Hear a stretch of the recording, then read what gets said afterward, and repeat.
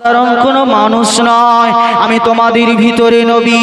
আল্লাহ পাক আমার কাছে ওহী প্রেরণ করেছে, আল্লাহ পাক আমাকে কোরআন দিয়েছে। এ দুনিয়ার মানুষেরা তোমরা কোরআন মেনে নাও, আমি নবীকে নবী বলে মেনে নাও, আমি রসুলকে রসুল বলে মেনে নাও। এর বিনিময়ে তোমরা কি পাবে আমার আল্লাহ জানিয়ে দিয়েছে। তোমরা যদি তোমাদের ঈমানের অংশ আমি নবীকে বানিয়ে নিতে পারো, বিশ্বাসের বস্তু আমি নবীকে যদি বানাতে পারো, তার বিনিময় আমার আল্লাহ তোমাদের নাজাত দিয়ে দেবে। আমার আল্লাহ তোমাদের উপরে খুশি হয়ে যাবে, তোমাদের অনন্তকালের জিন্দেগি আমার আল্লাহ জান্নাত দিয়ে দেবে। বেঈমান বেদিনেরা অনন্তকালের জিন্দেগিটা ছেড়ে আবু জেহেল চিন্তা করতে লাগলো, এই মক্কার জমিনে আমার একটা বড় বাহাদুরি রয়েছে, এই মক্কার জমিনে আমার তাকাব্বুরি রয়েছে, এই মক্কার জমিনে আমার মস্তানি চলে, আমার শাসন চলে। এতিম এসির নবী, এতিম অসহায় নবী আব্দুল্লাহর বেটা মুহাম্মদকে যদি আমি নবী বলে মেনে নিই, আমি আবু জেহেলের নেতৃত্ব চলে যাবে। আবু জেহেল কি জন্য নবীকে নবী বলে মানেনি? মক্কার জমিনে আমার একটা তাকব্বুরি, আমার একটা পাওয়ার, আমার একটা ডিগ্রি চলে, আমার একটা নাসাব চলে, আমার একটা রাস্তা চলে, একটা রুট চলে। আমাকে মানুষ ভয় করে, আমাকে মানুষ ফলো করে। যদি নবীকে আমি নবী বলে মেনে নিই, এগুলো আর কি হবে না, মানুষেরা আমাকে মেনে নেবে না, মানুষেরা সব চলে যাবে মুহাম্মাদের কাছে।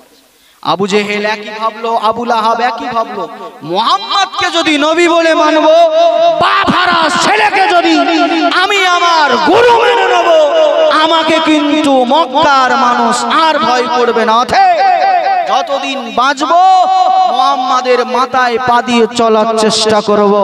আর আমার আল্লাহ বলছে, নবী পৃথিবী তোমার বিপক্ষে চলে যাবে, সমস্ত মানুষ জাদুকার বলবে, সমস্ত মানুষ মিথ্যুক বলবে, সমস্ত মানুষ তোমার থেকে সরে যাবে, আমি রব সকলের বানানেওয়ালা মালিক তোমার পক্ষে দাঁড়িয়ে যাব। একটু জোরে বলেন সুবহানাল্লাহ, একটু গলা ছেড়ে বলেন সুবহানাল্লাহ, নারী তাকবীর।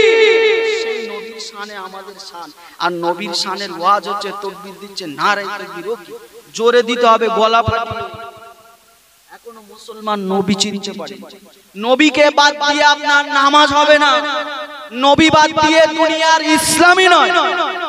আপনি যে ইসলাম নিয়ে ঘষাঘষি করছেন, যে ইসলাম ফলো করে দাড়ি রেখেছেন, আপনি যে ইসলাম ফলো করে আজকে জুব্বা পরছেন, টুপি পরছেন, এই ইসলাম বিদায় হজের ময়দানে আমার আল্লাহ ঘোষণা করেছিল, যে ব্যক্তির মাধ্যমে বিশ্ববাসীকে জানিয়েছিল এই ধর্ম, এই ইসলাম আমার কাছে মনোনীত পারফেক্ট, তিনি ছিলেন মুহাম্মদ মুস্তাফা। জোরে বলেন সুবহানাল্লাহ। সেই নবীর শানের ওয়াজ হবে, জোরে জোরে জোরে। আবু জেহেল আবু লাহাব চিন্তা করছে, ভাইপো মুহাম্মদ জন্মের আগে যে বাপকে হারিয়েছে, 6 বছর বয়সে মাকে হারিয়েছে, এই এসির অসহায় মুহাম্মাদের কাছে আমরা বায়াত গ্রহণ করব। তার নেতৃত্ব যদি আমরা মেনে নিই, তাহলে আমাদের থেকে মানুষ পালিয়ে যাবে, আমাদের ভয় করবে না। এই অহংকার, এই তাকব্বুরিতে আবু জেহেল নবীকে স্বীকার করলো না।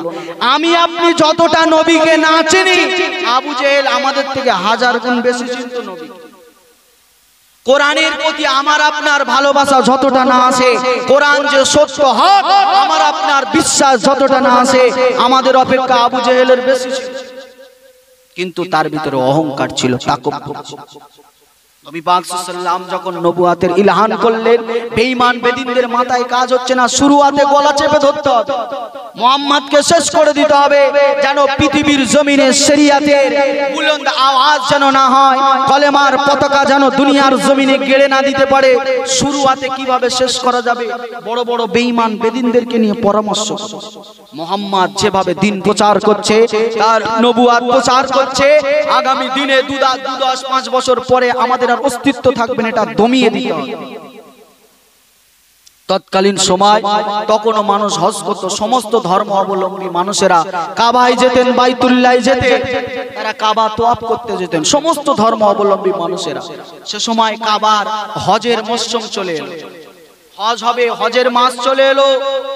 আবু জেহেল সঙ্গপাঙ্গদের ডেকে বলছে, শোনো, এবারে হজের মৌসুমে মক্কায় অনেক মানুষ আসবে, দূর দূরান্ত থেকে, দেশ বিদেশ থেকে মানুষ আসবে। তারা যদি মোহাম্মদকে নবী বলে মেনে নেয় আর তার যা হাকিকি আদর্শ, তার যা ব্যবহার, আখলাক, চরিত্র না জানি, সবাই হয়তো তার নবী বলে মেনে নেবে। তোমরা এক কাজ করো, মক্কার বর্ডারে চলে যাও, মক্কার বর্ডারে চলে যাও, সীমান্তে চলে যাও। যত বিদেশি মানুষগুলো আসবে তাদেরকে এই মক্কায় আসার আগে, কাবা বাইতুল্লাহ পৌঁছাবার আগে বলে দেবে, এই মক্কায় একজন ছেলে আছে, সে পাগল। এই মক্কায় একজন ছেলে আছে, যার নাম মুহাম্মদ, সে জাদুকর। এই মক্কায় একটা ছেলে আছে, যার নাম মুহাম্মদ, সে মিথ্যুক। এই মক্কায় একজন ছেলে আছে, যার নাম মুহাম্মদ, সে মিথ্যা কথা বলে, সে মাথা মোটা, বব্বর, মূর্খ। এই অপবাদ দিয়ে তামাম বর্ডারে লোক ফিট করে দিল। হজের মৌসুমে মানুষেরা আসছে, বিদেশের মানুষেরা নবীর নামে তহমত দিচ্ছে, মিথ্যা অপবাদ। নবী পাককে বলছে জাদুকর, মৃত্যু, পাগল বলছে। ইতিপূর্বে দেশ বিদেশে নবীর কোনো প্রচার নেই, নবীকে কেউ জানে না, কেউ জানে না। নবী তখন সবে মাত্র শুরুয়াত, ফুলের কুঁড়ি মক্কায় উদিত হয়েছে, নবুয়াত পেয়েছে। আবু জেহেল, আবু লাহাব, উতবা, সাইবা, বেঈমান বেদিনেরা আমার নবীকে শেষ করে দেবে বলে, আমার নবীকে ধ্বংস করে দেবে বলে বর্ডারে লোক ফিট করে দিয়েছে। যত মানুষ দেশ বিদেশ থেকে আসছে সকলকে বলে দিচ্ছে, এই মক্কায় একজন মানুষ আছে, যার নাম মুহাম্মদ, সে বড় গণক, সে মিথ্যা কথা বলে। একজন মানুষ আছে মুহাম্মদ, সে পাগল।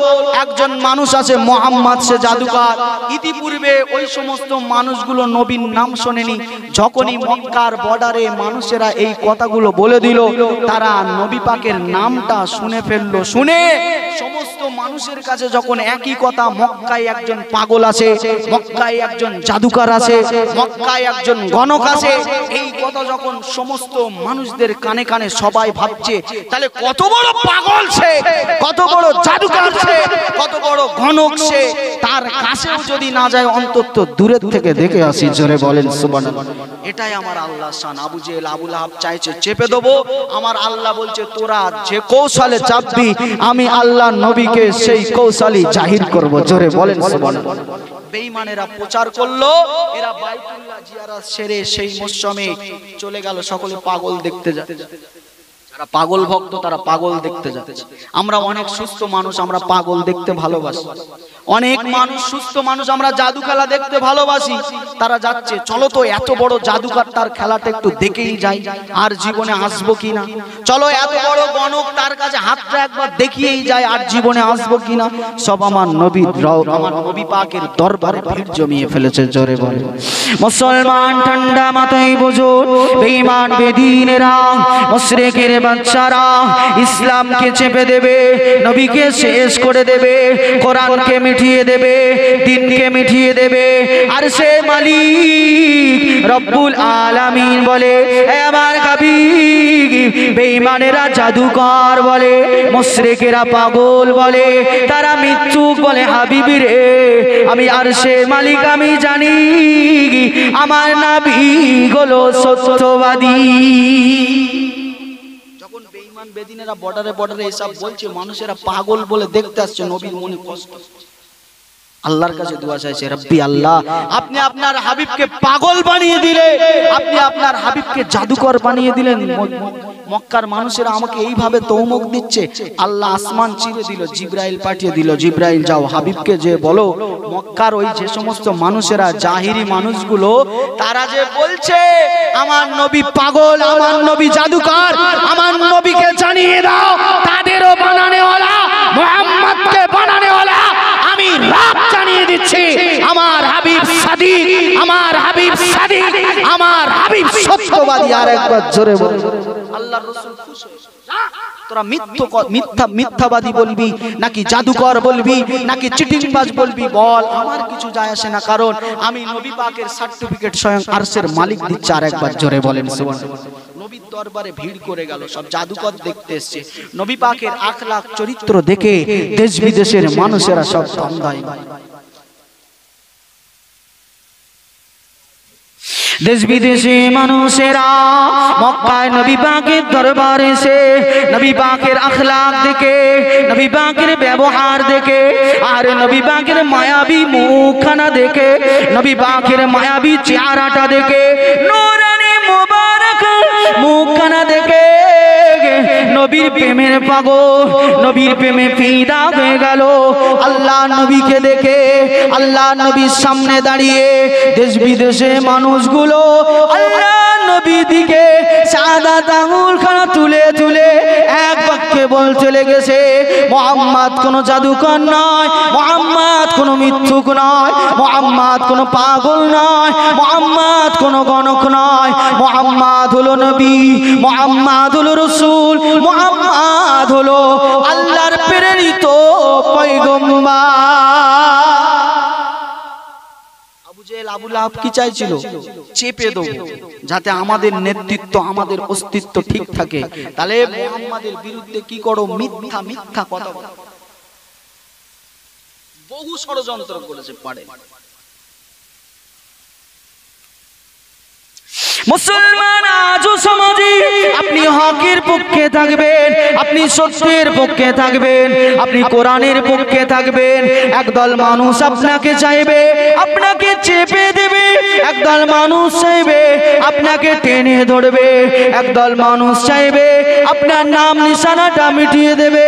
মুসলমান ঈমান যদি চাঙ্গা থাকে, এই বিশ্বাস যদি বুকে লালন করতে পারো, আমার নবীকে মক্কার কুফারে কুরাইশেরা, বেঈমান বেদীনেরা জাদুকর বলেছে, পাগল বলেছে, ভণ্ড বলেছে, নবীর প্রাণ নাশের হুমকি দিয়েছে, সাহাবায়ে কেরামদেরকে ধরে মারধর করেছে, আল্লাহর প্রতি ঈমান রেখেছে, আমার আল্লাহ কামিয়াব করে দিয়েছে। মুসলমান এই ঈমান, এই বিশ্বাস, এই আকীদা যদি আপনার অন্তরে আপনি লালন করতে পারেন, গ্রামের মানুষ আপনার বিপক্ষে দাঁড়িয়ে যাবে, থানার মানুষ বিপক্ষে দাঁড়িয়ে যাবে, এলাকার মানুষ বিরোধিতা করবে, রাজ্যের মানুষ বিরোধিতা করবে, দেশ বিরোধিতা করবে, আপনি একা দাঁড়িয়ে থাকবে, হকের পক্ষে দাঁড়িয়ে যাবেন, কোরআনের পক্ষে দাঁড়িয়ে যাবেন, আমার আল্লাহ পাক আপনাকে জয়ী করে দেবে। জোরে বলেন সুবহানাল্লাহ। ঈমান টঙ্ক রাখতে হবে, চাঙ্গা ঈমান, ঈমান রাখতে হবে নবী মুসার মতো। নবী মুসা আল্লাহর কাছে দোয়া চাইছে, রব্বি আল্লাহ, ফেরাউনের অত্যাচার, এত জুলুম সহ্য করতে পারছি না, ওগো রব্বি আল্লাহ, আপনি ফেরাউনকে ধ্বংস করে দেন। আল্লাহর কাছে দোয়া চাইছে, ওই যে দোয়া চালো স্টপ। আর কখনো নবী মুসা ফেরাউনের ধ্বংসের দোয়া চায়নি, একবারই। আল্লাহ হয় তাকে হেদায়েত করে দাও, না হয় তাকে শেষ করে দাও। দোয়া চেয়ে নবী মুসা অত্যাচার সহ্য করছে 1 বছর, 2 বছর, 3 বছর, 4 বছর, 30 বছর, 31, 32, 33, 34, 35, 39, 40 বছরের মাথায় আমার আল্লাহ পাক ফেরাউনকে ধ্বংস করে দিল। জোরে বলে ঈমান রাখতে হবে, বিশ্বাস রাখতে হবে, আল্লাহর প্রতি বিশ্বাস হারা হলে হবে না, ধৈর্য ধরতে হবে। আপনি দোয়া করেছেন আল্লাহর কাছে, রব্বি আল্লাহ, আমি অসহায়, আমি গরিব, পাশের বাড়ির মানুষেরা আমাকে জুলুম করে, আপনি আমাকে হেফাজত করেন।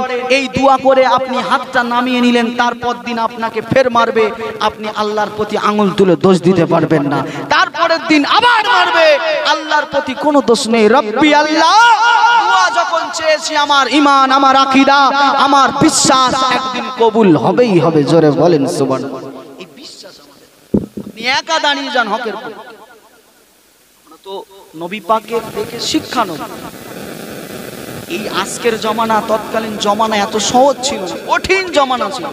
তৎকালীন মানুষেরা মাকে মা বলে জানতো না, তৎকালীন সময়ের মানুষেরা বোনকে বোন বলে জানতো না, ভাইকে ভাই বলে জানতো না, কোনো সম্মান ছিল না, কোনটা বড় কোনটা ছোট কোনো সিস্টেম ছিল না। সেই কঠিন সময়ে আমার নবী এসেছে, এসে আয়ামে জাহিলিয়াতকে স্বর্ণের যুগে পরিবর্তন করেছে। জোরে বলে আমরাও যদি সেই নবীকে ফলো করে চলতে পারি, ইনশাআল্লাহ আল্লাহ আমাদেরও কামিয়াব দেবেন। বলেন আল্লাহুম্মা আমিন। এই চিন্তা করে চেষ্টা করেছে বেঈমানেরা, শেষ করে ফেলবে। আমার নবী পাকের দন্দান মোবারক শহীদ হয়ে গেল। সাহাবায়ে কেরামগুলো হারে নবী পাকের দিকে তীর মারছে, এক একজন সাথীটা চওড়া করে দিচ্ছে, একটা, দুটো, তিনটে, 70, 71, 72, 80টা তীর। নবী ভোলেনি একবার। জোরে বলেন সুবহানাল্লাহ। তার বিনিময়ে আমার আপনার ঘরে আজকে কোরআন এসেছে, হাদিস এসেছে, ইজমা কিয়াস দিন শরিয়াত এসেছে। আর আজকে মুসলমানের ছেলে আমরা দাবি করছি সেই ক্যাটাগরির মুসলমান, সেই লাইনের মুসলমান, সেই ইসলাম আমরা মানি। আমাদের দ্বারাই কোরআন জবাই হয়ে যাচ্ছে, আমাদের দ্বারাই হাদিস জবাই হয়ে যাচ্ছে, শরিয়াতটা আমাদের দ্বারাই জবাই হয়ে যাচ্ছে। মুসলমান আজকে শান্তি খুঁজছে কোথায়? ভ্যানে সবজি সাজিয়ে ফজরের আজান হচ্ছে, মুসলমান কলকাতায় যাচ্ছে কেন? এই সবজি বিক্রি করে আমার বউ বাল বাচ্চাকে খাওয়াবো, শান্তিতে থাকবো। মুসলমান রে, তুমি ভ্যানটা স্টার্ট দেওয়ার আগে যদি মসজিদে ফজরের নামাজটা পড়তে, আমার আল্লাহ ওইখানে শান্তি দিয়ে দিত। জোরে বলেন সুবহানাল্লাহ। কোরআন বলছে ইন্না সলাতা তানহা আনিল ফাহশাই ওয়াল মুনকার। বান্দারে, শান্তি পৃথিবী ঘুরে আয় পাবি না, একবার নামাজে দাঁড়িয়ে যা। আমি রব বলছি, এত শান্তি দেব, শুধু শান্তি না, এমন পবিত্র তোকে বানিয়ে দেব, তোর জীবনের ফাহশা কাজ, তোর জীবনের গালিজ নাপাক কাজগুলো আমি আল্লাহ তোর কাছ থেকে দূরে সরিয়ে পবিত্র বানিয়ে দেব। জোরে বলেন সুবহানাল্লাহ। সেই নামাজ ছেড়ে দিয়ে আমরা সবজি নিয়ে কলকাতায় যাচ্ছি শান্তি খুঁজতে, কোথায় পাবো? সেই ইসলাম আর আজকের ইসলাম তো কিছু নেই। আল্লাহ রসুল বলছে আমার ইসলাম আবার ঘুরে ঘুরে মদিনায় চলে আসবে। আদেও ইসলাম কি ভারতে আসে নাকি মদিনায় চলে গেছে? আবহাওয়ায় ঘুরছি আমরা, কোন রকম আওয়াজে মেতে আছি, দুনিয়ায় মেতে আছি। দুনিয়াটা কঠিন জায়গা, আবার খুব সহজ। এই দুনিয়াটা আমাদের ব্যবহার করে নিতে হবে, দুনিয়া আমাদের যেন ব্যবহার না করে ফেলে। চলেন কোন ইসলামের কথা বলি শুনি। আল্লাহ নবী নূর নবী রাহমাতুল লিল আলামিন আজ থেকে ১৫০০ বছর আগে তায়েফের জমিনে চলে গেলে বেঈমান বেদিনেরা, মুশরিকের বাচ্চারা আমার নবী পাক সাল্লাল্লাহু আলাইহি ওয়াসাল্লামকে দেখে দেখে রাস্তার ধারে ধারে সারিবদ্ধ দাঁড়িয়ে পড়েছে। আরে আজকে দেখো আমাদের তায়েফের জমিনে পাগল এসেছে, তায়েফের জমিনে জাদুকর এসেছে, বেঈমান বেদিনেরা মুশরিকের বাচ্চারা নবীকে পাগল বলে, নবীকে জাদুকর বলে, কেউ বা পাথর ছুঁড়ে মারে, কেউ বা থুতু নিক্ষেপ করে দেয়। দয়া নবী নূর নবী রাহমাতুল লিল আলামিন নবী আমার ছুটে ছুটে যে বাচ্চাদেরকে ডেকে ডেকে জিজ্ঞাসা করে, আরে তায়েফের বাচ্চারা, আরে তায়েফের শিশুরা, তোমরা যে আমি মুহাম্মাদের গায়ে পাথর ছুঁড়ে মেরেছো, দেখি তো দেখি তোমাদের হাতে লেগে যায়নি তো? জোরে বলেন সুবহানাল্লাহ। তায়েফের জমিনে যাচ্ছে, তারাও বলছে পাগল। বড় বড় লোকগুলো লেলিয়ে দিচ্ছে, ওই যে মোহাম্মদ আসছে আব্দুল্লাহর বেটা পাগল, ওই যে আসছে জাদুকর, নাউজুবিল্লাহ, নবী পাককে অপমান অপদস্থ করছে, থুতু দিচ্ছে। আল্লাহর রাসূল যে সমস্ত বাচ্চাগুলো পাথর ছুঁড়ে মারছে, ছুটে তার কাছে যেয়ে বলছে, তায়েফের শিশু বাচ্চা, তোমার হাতটা দেখি তো তোমার হাতে লেগে যায়নি তো? জোরে বলেন সুবহানাল্লাহ। সেই নবী, সেই আদর্শে, সেই স্টাইলে আজকে শরিয়াত আমাদের কাছে এসেছে। আমাদের কাছে যদি হয় কি হবে?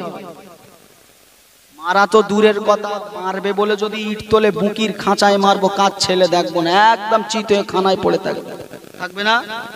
আর আল্লাহর রসুলকে মারছে, কোনটা এসে নবী পাকের এই পিসানি মোবারকে লাগছে, কোনটা এসে সিনায় লাগছে, কোনটা এসে মুখ মোবারকে লাগছে। আরে নবী পাকের নূরানি মোবারকান জিসিম দিয়ে খুনগুলো গড়িয়ে যাচ্ছে। আল্লাহর রসুল ছুটে ছুটে বাচ্চাদের কাছে যাচ্ছে, রে তায়েফের বাচ্চারা, তোমাদের হাতে লাগেনি তো? তোমাদের কষ্ট হয়নি তো? আরেকবার জোরে বলেন সুবহানাল্লাহ, আরে একটু ছেড়ে বলেন সুবহানাল্লাহ। কি বুঝছে? সেই নবীর দেখানো পথ আমাদের অনুসরণ করতে হবে, সেই ইসলাম আমরা মাননেওয়ালা, সেই আদর্শে আমাদের আদর্শিত হতে হবে। অত সহজ টুপি মাথায় দিয়ে গরুর গোশত খেলেই মুসলমান হয়ে যাব? হ্যাঁ, আব্দুল করিম, আব্দুর রউফ নাম হলেই কি আমরা মুসলমান হয়ে যাব? দুনিয়া আপনাকে প্রমাণ করতে পারবে না আপনি কে, কিন্তু ওই দুনিয়া আখিরাতের বর্ডার একটা মানাজিল একটা আছে, একটা জায়গা আছে। ওই কবরে যখন কাঠগুলো শো করতে হবে না, পাগলা সেরে যাবে, দুনিয়ার মস্তানি দুনিয়ায় রয়ে যাবে, ওইখানে এক একটা কাঠ শো করতে হবে, এনআরসি হবে আপনার কবরে, ওইখান থেকে আপনাকে তোলা হবে, সব ধরা পড়ে যাবে। কত লাশ সাহেব, কত সাহেব, কত কোটিপতি, কত করোড়পতি ওইখানে পড়ে থাকবে, জাহান্নামের অগ্নিকুণ্ডে আগুনে জ্বলবে। বাহাদুরি তাকাব্বুরি চলবে। শরিয়াত যদি মানতে হয়, শরিয়াত যদি জানতে হয়, নবীর আদর্শে জানতে হবে। শরিয়াত যদি মানতে হয়, নবীর আদর্শে মানতে হবে। চলেন নবীর আদর্শটা একটু দেখি। আল্লাহ নবী নূর নবী রাহমাতুল লিল আলামিনকে বেঈমান বেদিনের বাচ্চারা তায়েফের জমিনে ইটগুলো নিয়ে মারে, কেউ বা থুতু দেয়, বড় বড় পাথরগুলো ছুঁড়ে ছুঁড়ে মারে। আল্লাহ নবী নূর নবী রাহমাতুল লিল আলামিন একটা সময় জমিনে পড়ে যাবে। একটা সময় জমিনে পড়ে গেলে নবী পাকের ফাটা ফাটা বদন দিয়ে, নূরানি বদন থেকে পেশানি মোবারক দিয়ে খুনগুলো গড়িয়ে গড়িয়ে আল্লাহ জমিনে পড়তে যাবে, আল্লাহর মরুভূমির উপরে পড়তে যাবে। দয়া নবী নূর নবী আমার ওই তায়েফের বাচ্চাদের আঘাত করা লেগে যাওয়া গায়ের খুনগুলো আল্লাহ নবী নূর নবী জমিনে পড়তে দেয় না। মোবারকান হাতটা দিয়ে নবী পাকের খুনগুলোকে নিয়ে আল্লাহ নবী নিজের গায়ে আবার পুনরায় মুছে নেয়। একবার করে এই দিকের খুনটা নিয়ে আবার জিসিমে মুছে নেয়। ফেরেশতা জিবরাইল চলে এলো, ইয়া রাসূলুল্লাহ ইয়া হাবিবাল্লাহ, হুজুর আপনি কেন এমন করেন? আপনার যে সমস্ত খুনগুলো তায়েফের জমিনে পড়ে যাবে, আপনি কেন তায়েফের জমিনে পড়তে দেন না? আল্লাহ নবী নূর নবী রাহমাতুল লিল আলামিন দয়া নবী আমার ঝরঝর করে কাঁদে আর বলে, এ ভাই এ আল্লাহর ফেরেশতা জিবরাইল, এ ভাই জিবরাইল, আমি আল্লাহ নবী, আমাকে আল্লাহ বড় ভালোবাসে, আমাকে আল্লাহ বড় মহব্বত করে, আমি নবী পাককে এত ভালোবাসে, আমার খুন যদি তায়েফের জমিনে পড়ে আমার আল্লাহ এই তায়েফের জমিনে আর তৃণলতা ফলাবে না, আমার আল্লাহ এই তায়েফের জমিনে আর কোন সবুজ লতা জন্মাতে দেবে না। এ ফেরেশতা জিবরাইল রে, আমার আমি নবী পাকের খুন যদি তায়েফের জমিনে পড়ার কারণে তায়েফবাসী না খেতে পেয়ে মারা যায়, আমি নবী সহ্য করতে পারবো না। জোরে বলেন সুবহানাল্লাহ। তায়েফের মানুষেরাই মারছে, নবী পাকের খুন তায়েফের জমিনে পড়বে, আল্লাহর রাসূল খুনগুলো জমিনে পড়তে দেয় না, গায়ে মারছে। জিবরাইল রে, আমি নবীকে আল্লাহ ভীষণ ভালোবাসে, মহব্বত করে, আমি রাহমাতুল লিল আলামিন, আর আমার আল্লাহ হচ্ছে পুরো আলামের রব, তিনি হলেন আলহামদুলিল্লাহি রাব্বিল আলামিন, আর আমাকে বলেছে রাহমাতুল লিল আলামিন। তিনি যতটার জন্য রব, তিনি যতটার জন্য পাওয়ারফুল মালিক, আমি নবীকে ততটার জন্য মায়া, আমি নবীকে ততটার জন্য রহমত করেছে, ততটার ভিতরে তায়েফের জমিনও পড়ে যায়। এই জন্য আমি নবী তায়েফের মানুষ না খেয়ে থাকবে সহ্য করতে পারবো না। একবার জোরে বলেন সুবহানাল্লাহ। সেই নবীকে মারছে তায়েফের বাচ্চা। একটুখানি চিন্তা করেন তো, কি আদর্শ ছিল, কি নবী ছিল, আমাদের যে ওস্তাদ, আমাদের যে কমান্ডার কি ছিল। যার পিছন ধরে, যার নকশা কদম ধরে, যার রুট ধরে ইহদিনাস সিরাতাল মুস্তাকিম পাবো, সেই নবীর আদর্শটা কি ছিল, আমার আপনার আমাদের আদর্শটা। আমরাও তো আজকে গদি চলে যাওয়ার লোভে, আজকে পথ চলে যাওয়ার লোভে, ব্যবসায় লস হয়ে যাওয়ার লোভে আমরা নামাজ ছেড়েছি, ব্যবসায় লস হয়ে যাওয়ার জন্য মিথ্যাকে আপোষ করেছি, ব্যবসায় বেড়ে ওঠার জন্য আমরা সুদকে আপোষ করেছি, ঘুষকে আপোষ করেছি। আমার আর আপনার আর আবু জেহেলের পার্থক্যটা কোথায় আপনি নিজে নিজে চিন্তা করেন।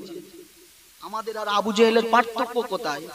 আবু জেহেল চিন্তা করেছিল আমার গদি চলে যাবে মোহাম্মদকে যদি মেনে নিই, আমরাও চিন্তা করছি নামাজ পড়তে গেলে ব্যবসায় লস হয়ে যাবে, নামাজ ছেড়ে ব্যবসায় যাচ্ছি। তাহলে আবু জেহেল আর আপনার ভিতরে পার্থক্যটা কোথায়? গ্রামে জলসা হচ্ছে, 1 লাখ টাকা খরচা করে মজলিসে বসে আছে 500 জন, ওই জলসার দিনে মসজিদে জামাত হচ্ছে, মসজিদের কাতারে মাত্র 5 জন। শরিয়াত কোথায় খুঁজছে না? চাঁদপানা হুজুর নিয়ে এসে ফুরফুরা থেকে 50,000 টাকা 30,000 টাকা ভিজিট দিয়ে জান্নাতের টিকিট নিতে এসেছেন, আপনার মসজিদ ফাঁকা, কোথায় যাবেন আপনি? এসব হচ্ছে পাগলামো, এসব চিটিংবাজি।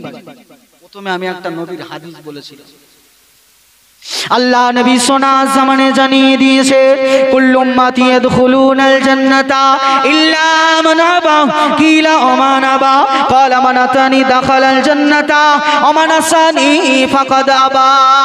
আল্লাহ রাসূল সোনার জবানে বর্ণিত হাদিস। আল্লাহ রসুল এই হাদিসের ভিতরে বলছে আমার সকল উম্মাত উম্মতি দয়ার জান্নাতে যাবে। জোরে বলেন সুবহানাল্লাহ। তার ভিতরে আবা উম্মত ছাড়া, কারা? আবা উম্মত ছাড়া। এই আবা উম্মতটা কারা? নবী পাক বলছে সব উম্মত উম্মতি জান্নাতে যাবে, কিন্তু আবা উম্মত ছাড়া। এই আবা কারা? আমি আপনি আবা হয়ে যায়নি তো? हज़रत अबू बकर सिद्दीक़ अल्लाह नबी के कादे या रसूल अल्लाह हबीब अल्लाह हुजूर আমার পিতামাতা আপনার কদমে কুরবান। আল্লাহ নবী একটু বলেন বলে এই আবা উম্মত কারা?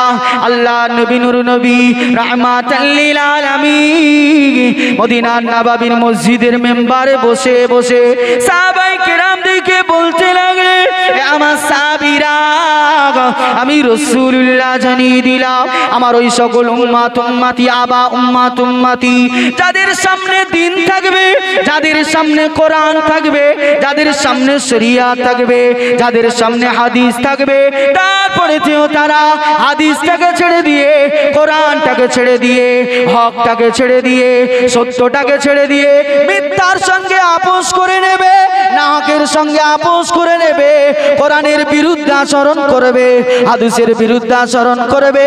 আমি আল্লাহ নবী জানিয়ে দিলাম ওই সকল উম্মত উম্মতি আবা।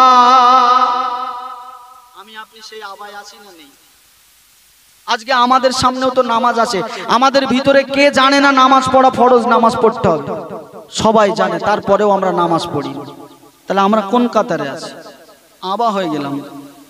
আমরা জানি নামাজ আগে পরে ব্যবসা, আমরা নামাজ ছেড়ে ব্যবসায় আগে যাচ্ছি, অর্থাৎ আমরা হকটা ছেড়ে না হকে ছুটছি। আমরা তো আবা হয়ে গেল। আল্লাহ রসুল আমাদের সামনেই তো বলে গেলেন জাহান্নামে চলে যাবে। আরে রসুল যেখানে বলছে জাহান্নামে চলে যাবে, আর কেউ ঠেকাতে পারবে বলে মনে হয়? চিন্তা করেন, মুড ঘোরাতে হবে। ভুল সবার হয়, কুল্লু বানি আদম খাত্তাউন। ভুল নেই এমন কোন মানুষ নেই পৃথিবীতে। যে বলবে আমার ভুল নেই সে মানুষই নয়, সে শয়তান ছাড়া আর কিছু না। যে বলবে আমার জীবনে কোনো ভুল নেই সে শয়তান। মানুষ যদি আপনার হতে হয়, আপনার জীবনে ভুল আছে। ভুল থাকে না ফারিস্তা, ভুল স্বীকার করে না ইবলিসে। ভুল স্বীকার করার স্বভাব তো আদমের, আর আমরা তো আদম সন্তান, আমরাও স্বীকার করব আমাদের দ্বারাই ভুল হয়, নত হতে হবে, তবে আমরা ছাড়ব। অত সহজ না শরিয়াত। মনে করেন না এই মাইক লাগিয়ে ঘরে ঘরে ঢুকিয়ে দিয়ে যাচ্ছে, নাজাত দিচ্ছে, অত সহজ নয়। আজ থেকে 1500 বছর আগে আবু বাকারের বাড়ির দরজায় মাইক ছিল না, আবু বাকারের কাছে বক্স ছিল না যে নবী পাক মাইকে বলছে আবু বাকার নামাজ পড়তে হবে, এরকম কোন সিস্টেম ছিল। ওই জন্য ওনাদের ইমানটা এত জোর। আর আজকে ঘরের গেটে গেটে আমাদের মাইক দিয়ে বোঝানো হচ্ছে নামাজ পড়ো, নামাজ পড়ো, রোজা রাখো, রোজা রাখো, হারাম ছাড়ো, ঘুষ ছাড়ো, মিথ্যা ছাড়ো, সুদ ছাড়ো। মাইক লাগিয়ে একদম 40-50 হাজার টাকা হুজুর দিয়ে 4-5টা করে হুজুর এনে আমাদেরকে বলা হচ্ছে। আবু বাকারের বাড়িতে কেউ বলতে যায়নি, খুদ নবীও বলেনি আবু বাকারকে যে আবু বাকার তুমি আমাকে নবী বলে মেনে নাও। আবু বাকার ব্যবসা থেকে ফিরে এসে নবীর কাছে যে বলছে ইয়া রাসূলুল্লাহ হাবিবাল্লাহ হুজুর বিয়াদবি মাফ করুন, আমি শুনেছি আপনি নাকি আল্লাহর নবী। আল্লাহ রসুল মিসকে মিসকে হাসছে, আবু বাকার আমি আল্লাহর নবী। যেই বললেন আবু বাকার বলছে আশহাদু আল্লা ইলাহা ইল্লাল্লাহ ওয়া আশহাদু আন্না মুহাম্মাদান আবদুহু ওয়া রাসূল। জোরে বলেন সুবহানাল্লাহ। আবু বাকার ঈমানের কাছে যে ঈমান এনেছে, আর আজকে আমাদের কানে গুঁজে দিচ্ছে ঈমান। জন্ম নিয়ে আতুর অবস্থাতেই আজান শোনাচ্ছে আল্লাহু আকবার, আতুর অবস্থায়। আবু বাকারকে কিন্তু শোনায়নি, আবু বাকার যে শুনে এসেছে। ওই জন্য ওনাদের ঈমান অতটা তাজা। আর ওনাদের ওই ঈমান তাজার কারণে আমার আপনার কাছে শরিয়াত কাল কিয়ামতের ময়দানে মালিক ইয়াউমিদ্দিন, সেই বিচার দিবসে আল্লাহর কাছে তো জবাবদিহি সবার করতে হবে।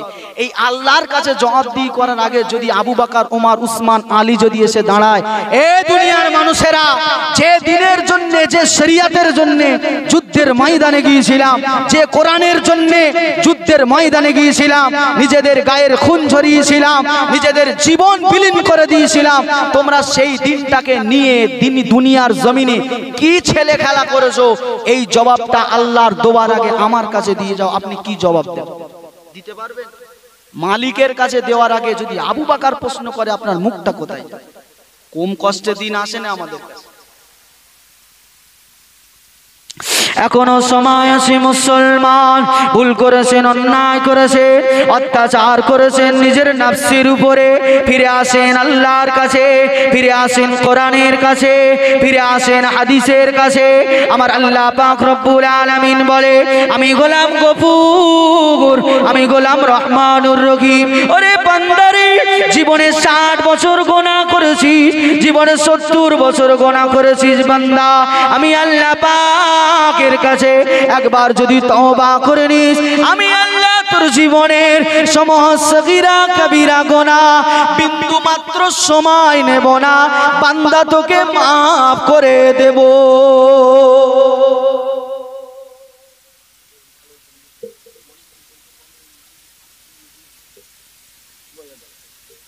আলহামদুলিল্লাহ, খুশির খবর, আমাদের আবুল বাসার ভাইজান হাড়োয়ার কাছাকাছি এসে গিয়েছে, এক্ষুনি চলে আসবে। তাহলে আল্লাহ বলছে, আমি গফুর, আমি রহমান, আমি রহিম। ভুল করেছিস, অন্যায় করেছিস বান্দা, অত্যাচার করেছিস, নফসের উপরে জুলুম করেছিস, যা কিছু করেছিস, শিরকের গুনাহ, বিদআতের গুনাহ, তুই রাতের অন্ধকারে বান্দা গুনাহ করেছিলিস, পৃথিবীর কেউ জানতো না, নিরিবিলি নিঝুমে স্ত্রীর পাশে শুয়ে গুনাহ করেছিলিস, স্ত্রীকেও জানতে দিসনি বান্দা, আমি রবের চোখ থেকে কিন্তু ফাঁকি দিতে পারিসনি।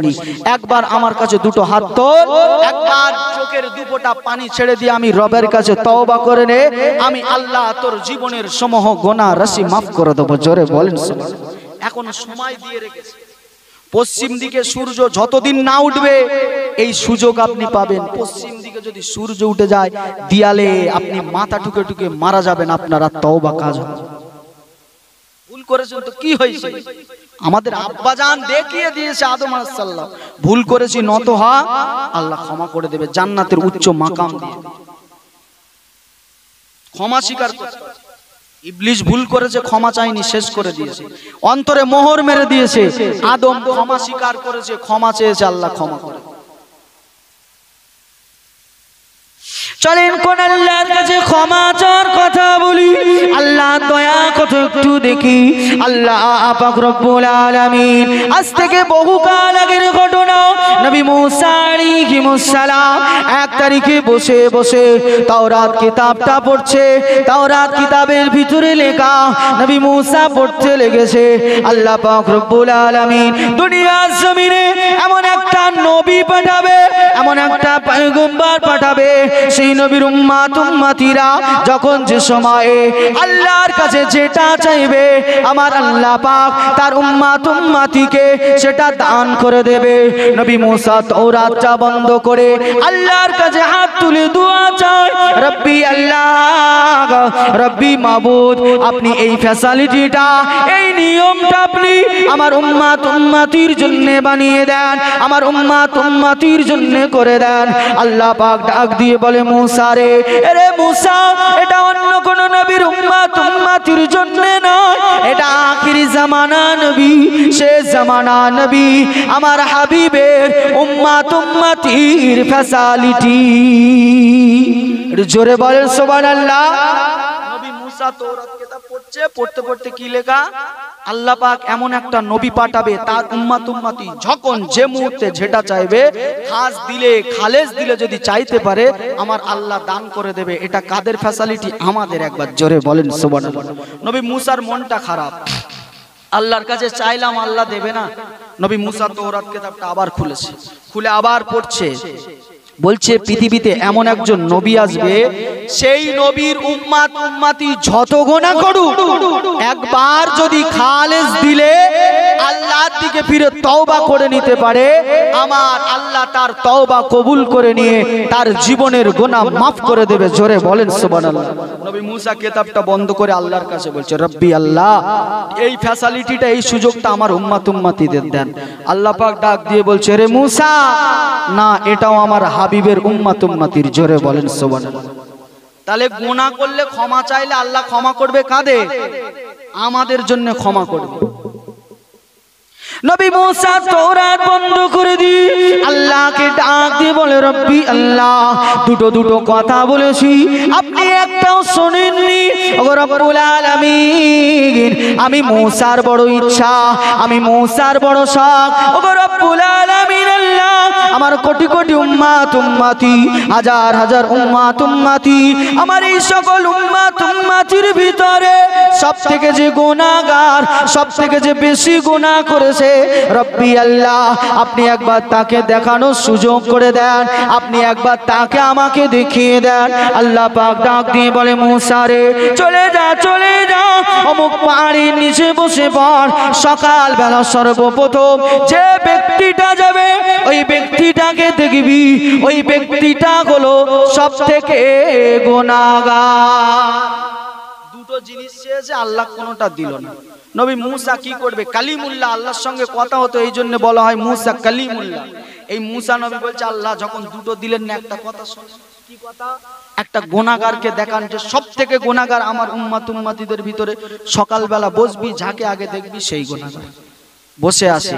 সকালবেলা একটা মানুষ একটা 8 থেকে 10 বছরের বাচ্চা ছেলের হাত ধরে জঙ্গলের দিকে যাচ্ছে। নবী মুসা দেখে মনটা খারাপ হয়ে গেল, আবার চলে গেল। রব্বি আল্লাহ গো, এত কঠিন গুনাহগারকে দেখলাম আমার এত উম্মত উম্মতির ভিতরে, এই সব থেকে গুনাহগার। আল্লাহ আমার মনটা বড় খারাপ হয়ে গেল। আল্লাহ গো, আমার জামানায় সব থেকে এবার যে উৎকৃষ্ট ভালো, যার সব থেকে নেকি বেশি, তার একবার দেখার সুযোগ করে দেন। এ কথা বললো। আল্লাহ পাক বলছে মুসা যা, যেখানে বসেছিলি সন্ধ্যার সময় ওই জায়গায় বসবি, যে সবার আগে ফিরবে সে সব থেকে ভালো উৎকৃষ্ট। একবার জোরে বলেন সুবহানাল্লাহ। নবী মুসা দুনিয়া থেকে খারাপ আর ভালো দেখবে, বসে পড়লো। নবী মুসা দেখছে যে লোকটা, যে বাচ্চাটার হাত ধরে সকালবেলা হেঁটে হেঁটে যাচ্ছিল, সন্ধ্যার সময় ওই লোকটা ওই বাচ্চার হাত ধরে আবার ওই পথ দিয়ে সবার আগে ফিরছে। জোরে বলেন সুবহানাল্লাহ। সকালবেলা সব থেকে কি ছিল? সব থেকে নিকৃষ্ট, সব থেকে খারাপ, আর সন্ধ্যাবেলা সব থেকে ভালো হয়ে গেল। মুসা নবী তো হয়রান, আল্লাহ কিভাবে সম্ভব? সকালবেলা খারাপ, সন্ধ্যাবেলা সবার সেরা, কি করে হলো? আল্লাহ পাক মুসাকে ডাক দিয়ে বলে রে আমার মুসা শুনে না, ওই যে বান্দাটাকে দেখেছিলে সকালবেলা একটা বাচ্চা ছেলেকে নিয়ে জঙ্গলের দিকে চলে গিয়েছিল। রে মুসা, বান্দা জঙ্গলে গিয়েছিল, সঙ্গে একটা ছোট বাচ্চা ছিল। জঙ্গলে যাওয়ার পরে ওই বাপকে বাচ্চা জিজ্ঞাসা করতে লাগে, আব্বা জান, ও আমার আব্বা জান বলেন, বলে এই জঙ্গলটা কত বড়? ওর বাপ বলেছিল ছেলে এই জঙ্গলটা অনেক বড়। আবার ছেলেটা জিজ্ঞাসা করতে লাগে, আব্বা জান এই জঙ্গলের থেকে আর কি বড়? ওই তখন ওই ছেলের বাপ বলতে লাগলো, আমার ছেলে এই জঙ্গলের থেকে ওই যে দূরে একটা পাহাড় দেখা যায়, ওই যে দূরে একটা পর্বত দেখা যায়, এই জঙ্গল অপেক্ষা ওই পাহাড়টা অনেক বড়। ছেলে আবার জিজ্ঞাসা করতে লাগে, রব্বি আল্লাহ, আমার আব্বা জান ওই পাহাড় অপেক্ষা আর কি বড়? ওর আব্বা জান বলতে লাগে, ছেলে ওই পাহাড় অপেক্ষা আমার আল্লাহ পাক দুনিয়ার জমিনে যত নদী নালা সৃষ্টি করেছে এই নদী নালাগুলো বড়। ছেলে আবার প্রশ্ন করে, আব্বা জান জঙ্গল বড়, পাহাড় বড়, নদী নালা বড়, তার থেকে আর কি বড়? ছেলের বাপ বলতে লাগলে, ছেলে এই জঙ্গলের থেকে পাহাড় বড়, পাহাড়ের থেকে নদী নালা বড়, আর তার থেকে আমার আল্লাহ পাকের আসমানটা অনেক বড়। ছেলে আবার জিজ্ঞাসা করে, আব্বা জান আসমান অনেক বড়, আসমানের থেকে আর কি বড়? আব্বা জান কাঁদতে কাঁদতে বলে, আমার ছেলে জঙ্গলের থেকে পাহাড় বড়, পাহাড়ের থেকে নদী বড়, নদীর থেকে আসমান বড়, আসমানের থেকে তোর আব্বা জানের গোনাহ অনেক বড়। গোনার কথা স্মরণ করেছে। জঙ্গল বড়, পাহাড় বড়, নদী বড়, আসমান বড়, আর তার থেকে বেশি তোর বাপের গোনাহ বড়। ছেলে এখানেও চুপ। আব্বা জান বলেন, বলেন জঙ্গল বড়, পাহাড় বড়, নদী বড়, আসমান বড়, আপনার গোনাহ বড়, তার থেকে আর কি বড়? আব্বা জান কাঁদতে কাঁদতে বলে, আমার ছেলে আসমান জমিন চন্দ্র সূর্য সব বড় অপেক্ষা তোর আব্বার গোনাহ বড়, আর তোর আব্বা জানের গোনাহ অপেক্ষা আমার আল্লাহ পাকের দয়া অনেক বড়। জোরে বলেন সুবহানাল্লাহ। তোর আব্বা জানের গোনাহ বড়, স্বীকার করে নিল গোনার কথা। তারপরে বলছে আল্লাহর দয়া অনেক বড়। এই মুসা, তোর উম্মত আমার দয়ার দিকে তাকিয়েছে, মায়ার দিকে তাকিয়েছে, আমি আল্লাহকে স্বীকার করেছে। সমস্ত মালিকের মালিক আমি আল্লাহ, সমস্ত রাজার রাজ আমি আল্লাহ, আমার দয়া আমার মায়া ছাড়া কেউ বাঁচে না। বান্দা স্বীকার করেছে আমি আল্লাহ তার জীবনের সমস্ত গুনাহ মাফ করে দিয়েছি। জোরে বলেন সুবহানাল্লাহ। এটা কোন নবীর উম্মতের হচ্ছে? নবী মুসা আলাইহিস সালাম। এই নবীর উম্মতের জন্য কিন্তু এই ফ্যাসিলিটি ছিল না যে তওবা করলে গুনাহ হবে। সেই নবীর উম্মতের যুগে কি হতো? জেনা করে বাড়ি ফিরলে দরজায় লেখা থাকতো জেনা করে এসেছে। নামাজ ছেড়ে বাড়ি এলে লিখা থাকতো বেনামাজি। কোন বড় বড় গোনা করলে লিখা হতো, জমিন ফুঁড়ে লেখা হয়ে যেত এ অমুক গোনা করে বাড়ি ফিরেছে। এই কঠিন কাজের কাজী সেই নবীর উম্মত আল্লাহর রহমতের দিকে তাকিয়েছে, আমার আল্লাহ মাফ করে দিয়েছে। জোরে বলেন সুবহানাল্লাহ।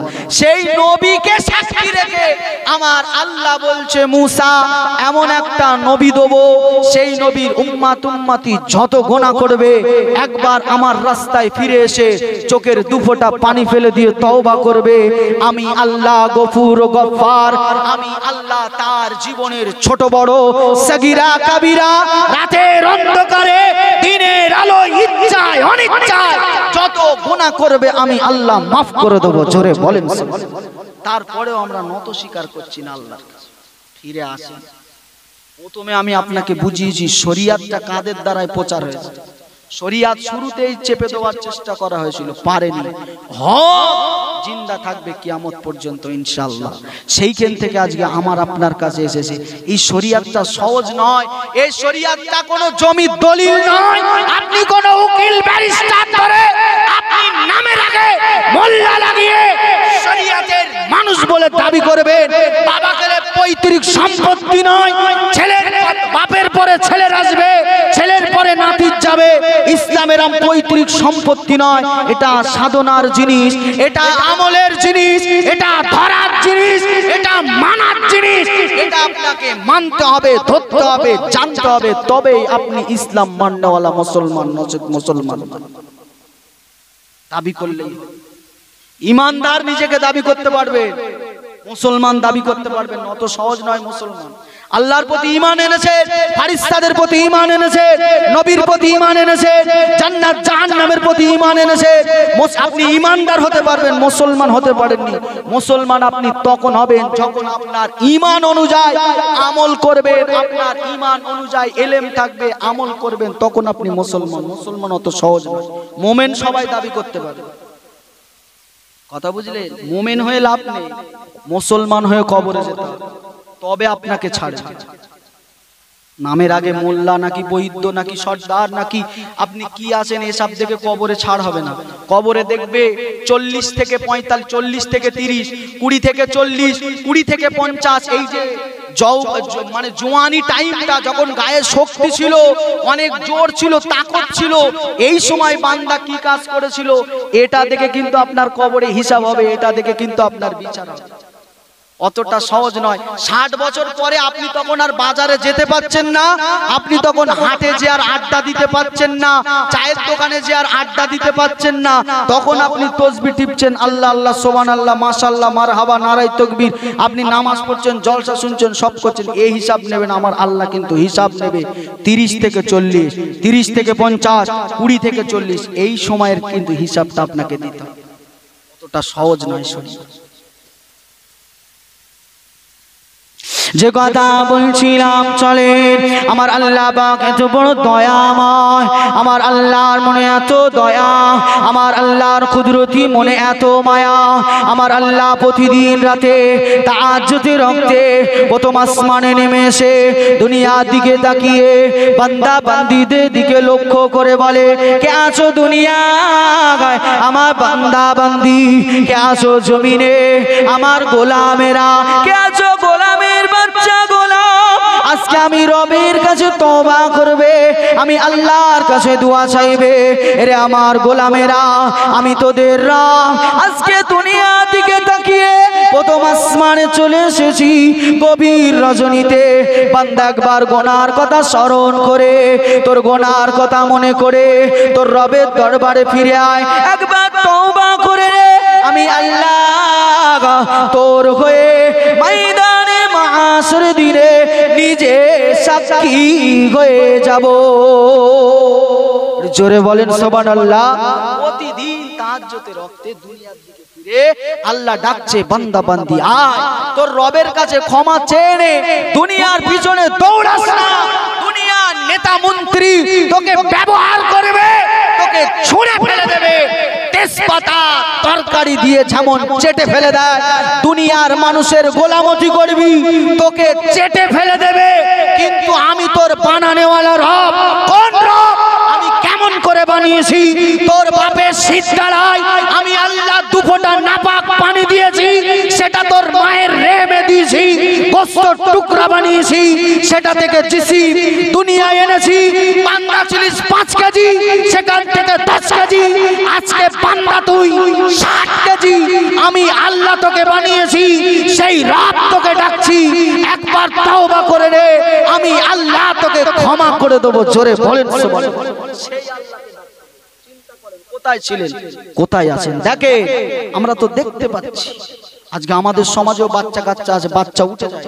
কত ছেলে কত মেয়ে আজকে আঁতুরের বিছানায় শুয়ে আছে, মায়ের কোলে শুয়ে আছে। ওরাও একদিন বড় হবে, আস্তে আস্তে বাড়ছে। এই বাড়াচ্ছেটাকে সমস্ত রাজাদিরাজ, সমস্ত মালিকের মালিক আমার আল্লাহ। জোরে বলেন সুবহানাল্লাহ। একটু জোরে বলেন সুবহানাল্লাহ। মুসলমান এখনো শুকরিয়া করতে শিখেনি। যে আল্লাহ আমাদের খাওয়াচ্ছে, যে আল্লাহর হাওয়া, যে আল্লাহর বাতাস, যে আল্লাহর এত কিছু। আজকে এই জিসিমটা আপনি চিন্তা করেন, মায়ের গর্ভ থেকে যখন আমরা এসেছিলাম, ছোট্ট একটা বাচ্চা একা তুলে খেতে পারতাম না, পাশ ঘুরে শুতে পারতাম না। আমরা আমাদের নিজেদের গায়ের জামাটা নিজেরা পরতে পারতাম না, পায়খানা করে পেশাব করে অনেকে আমরা ছোটবেলায় ওটাই হাতে নিয়ে জিভে দিয়ে চেটে ফেলেছিলাম। মা দেখতে যদি পায়নি তো খেয়েও নিয়েছিলাম। মা দেখেছিল, ছুটে এসে আমাদেরকে ধুইয়ে মুছিয়ে দিয়েছিল। ক্ষমতা ছিল না জানার ওটা কি ছিল। সেই জায়গা থেকে আজকে আল্লাহ পাক আমাদেরকে বাড়াতে বাড়াতে বাড়াতে বাড়াতে বাড়াতে বাড়াতে তার কুদরত, তার রহমত, দয়া দিয়ে আজকে এত বড় করেছে। আর আজকে তোমার অনেক শক্তি, অনেক তাকত। সেই আল্লাহকে ভুলে, সেই কোরআন ভুলে, শরিয়ত ভুলে ইহুদি নাসারা বেঈমান বেদিন আর ইবলিস তালুতের তাবেদারি করে বেড়াচ্ছে। খোদার দরবারে কিন্তু আপনার একদিন জবাব দিই, খোদার দরবারে জবাব। কথা বুঝলেন? ফিরে আসেন। নবী মুসার উম্মত যদি রহমতের দিকে তাকিয়ে ক্ষমা পায়, নিশ্চয়ই আমরাও পাবো। খুশির তাকবীর দেন তো একটু, নারায়ে তাকবীর। খুশিতে দেন নারায়ে তাকবীর, নারায়ে তাকবীর। সিলসিলা হক মুসাল্লাহুম্মা সাল্লি আলা।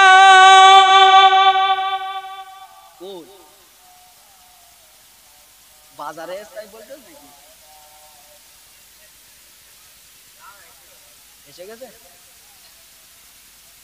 আমার বাবাজিরা, ভাইয়েরা, দোস্তরা, বুঝতে হবে আমাদের এখনো সময় রয়েছে। প্রথমে বলছিলাম, পশ্চিমে যদি সূর্য ওঠে আর কিন্তু আমরা ফিরতে পাবো না। আমাদের অন্যকে দেখে শিক্ষা নিতে হবে না। মসজিদের ইমামকে দেখে কি শিক্ষা নেবেন? দেখে ইমামকে দেখে শিক্ষা নেওয়া, ইমাম চলে গেছে। সে আমার মোসাদ্দেদুল জামান ইমাম ছিল, তার পিছনে মুক্তাদিরা দেখে শিক্ষা নিত। আজকে আমার আপনার গ্রামের ইমামদের দেখে আর শিক্ষা নিতে হবে না, ধ্বংস হয়ে যাবে। আমাদের মতো ইমামদের দেখে শিক্ষা নিলে আপনি বরবাদ হয়ে যাবে। ইমাম ছিল মদিনার নববীর ইমাম আমার রাসূলুল্লাহ, মুয়াজ্জিন ছিল আবু বকর, মুয়াজ্জিন ছিল বেলাল, মুক্তাদি ছিল আবু বকর, ওমর, উসমান গনি। আরে সেই মুক্তাদি কোথায়, সেই মুয়াজ্জিন কোথায়, আর সেই ইমাম কোথায়? ইমামের দেখে শিখতে হবে না। নিজেকে নিয়ে নিজে অ্যানালাইসিস করেন, আমি কি, আমি কোথায় ছিলাম, কোথায় যাব, এই জিসিমটা কে দিল, এই আঙ্গুল কোথায় ছিল, কোথা থেকে এলো, আঙ্গুলের উপরে এই যে নখটা কত সুন্দর করে আল্লাহ সাজিয়ে দিল, বান্দার কষ্ট না হয়, কোথা থেকে এলো? এ তো বাজারে কোনো দোকানে পাওয়া যায় না, আরো আর মার্কেটে পাওয়া যায় না। এটা কোথা থেকে এলো? এই চিন্তা করেন, পাগল সেরে। নিজে নিজে চিন্তা মাথার এই যে চুলগুলো বিনা সারে গজিয়ে যাচ্ছে, বিনা সারে বড় হচ্ছে। কোথা থেকে হচ্ছে? ফুলকপির চারা বসিয়ে শুধু সাজ ঝাড়ছে, শুধু সাজ ঝাড়ছে। কেন? বাড়াতে হবে। আর মাথায় কোনো সাজ দিতে লাগে না, আল্লাহ বাড়িয়ে দিচ্ছে। সেই রাজাদিরাজ সেই মালিককে একটু স্মরণ করে নিজে কোথায় ছিলেন জানতে পারবে। নবী ইব্রাহিম আলাইহিস সালাম যখন দুনিয়ায় এসেছিল, তানাকে কিন্তু এই দুনিয়ার ওপেন জায়গায় ছেড়ে দেওয়া হয়নি। কি হলো? এই শেষ সময় আর অন্যদিকে মনোযোগী হলে হবে? হ্যাঁ, মারপিট করবি নাকি? আস্তে আস্তে দে, পিছনের দিক দিয়ে দিয়ে যা। লাস্টে এবারে নবী ইব্রাহিম আলাইহিস সালাম এরকম দুনিয়ার জমিনে প্রথমে আসেনি। কোথায় ছিল? অন্ধকার গুহার ভিতরে লুকিয়ে রেখেছিল। সেখান থেকে নিজেই আল্লাহকে খুঁজে নিয়েছে। কি হলো? হুজুর এসে গেছে বলিস তো, লাপালাপি করে তাকবীর।